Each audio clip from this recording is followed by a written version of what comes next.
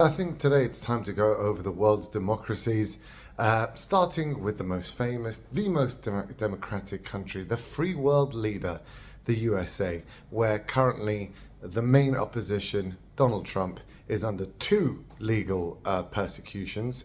One is in a state court in New York over some minor woman many years ago, load of rubbish, statute of limitations, junk, and the other is a federal charge regarding keeping documents which Hillary, who deleted 14,000 emails, nothing happened to her, and Biden, who has the same, also documents were found, nothing happened to him, and we have recorded documentation of his son Hunter going, my dad is right next to me, when is the money coming in to Chinese companies who bribed him for influence. So that's not having investigation, but Donald Trump is facing 400 years in prison for nothing because he's the president and can declassify documents whenever he wants. But that is what they do. They put you under legal pressure. Now, normal people back down straight away. That's why there's never really been such a problem. You throw a legal case at them. It costs hundreds of thousands in lawyers. You offer them a way out with a nice cushy job at some bank or a book deal or some speaking tour, and usually they go away. But Donald Trump has billions, so therefore he can fight off all the legal challenges. And so that's a big problem for the EU. Normally but this is persecuting directly the direct opposition. So then they said, okay, what we'll do is we'll fund DeSantis hundreds of millions of dollars for his campaign. That has gone nowhere. He even copied the exact policies of Donald Trump. People just aren't buying it. So unfortunately, the Uni Party is facing a predicament in the US, either allegedly rig the elections like in 2020 and 2022. 2022, by the way, they just filed a lawsuit. In one county, there were more people that voted than were registered to vote. 200 more people in a county of 8,000 voted more than were registered to vote. Obviously impossible, but that's what it is. So they have to go that way, which they don't want to do. They don't want the joke of Joe Biden being the most popular president in history. Yeah, right. Happening again when clearly he's got in the polls, no one supports him. So they don't want to go that way. They want Donald Trump to go away. Sadly, he's not going away, so they might have to do it again. Let's go to the UK. So the UK currently this week's persecution of any opposition, a la Stalin, who made Trotsky go away. He made him go abroad. He only killed him later on, but he made him go abroad at the time. So in the UK, there is no opposition. The Conservatives and Labour are identical. Everyone's realised that with all the claims that the Conservatives were going to do everything. Brexit was voted in. An absolute majority of Conservatives was voted in last time with a huge majority to stop immigration. And immigration has gone even higher. And there's no plan to stop it, and there's no plans at all to stop it, and there's no plans to stop net zero, and there's no plan. They are identical parties. Labour Conservatives say it's a uni party, just like the USA minus Donald Trump. So too in the UK, it's a uni party. They're identical. No one to vote. So there was one challenger, and that is Nigel Farage. So Nigel Farage basically caused the Brexit vote. He forced them to do it. He forced them to make it also go through and actually perform Brexit.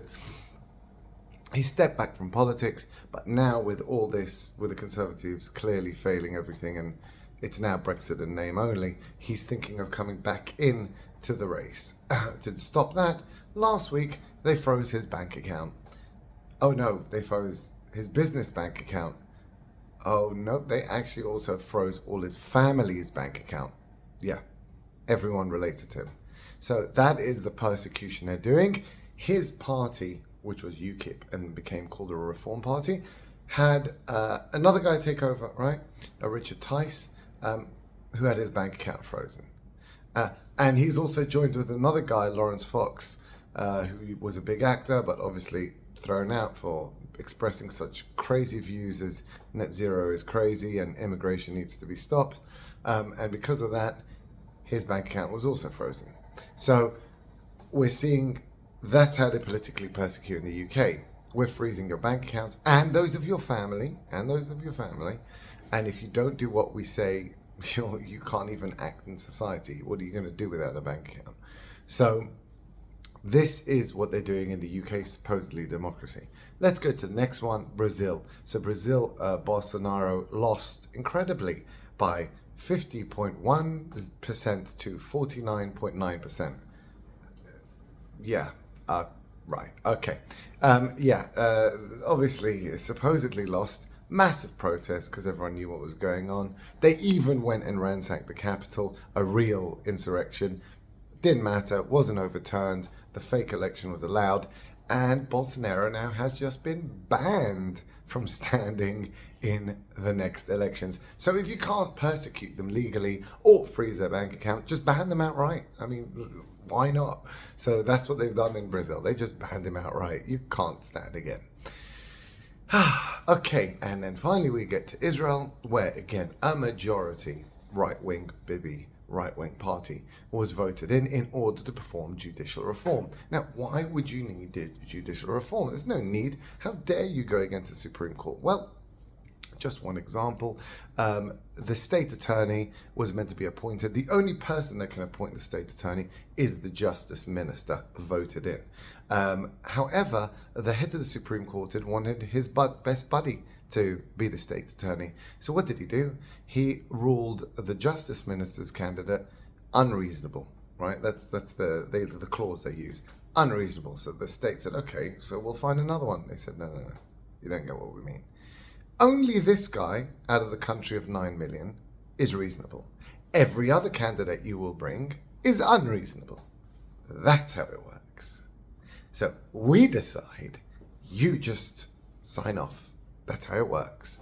So in Israel, the fake democracy also, where they have real fair elections and you really can vote in the people you want in, but they're not in charge. So in Israel, it's more a judicial junta, a bit like Brazil, because that's kind of what they did as well. A judicial junta, and they're the ones who are in charge, and the elections are meaningless because they have no power and are overruled in any policies that they want.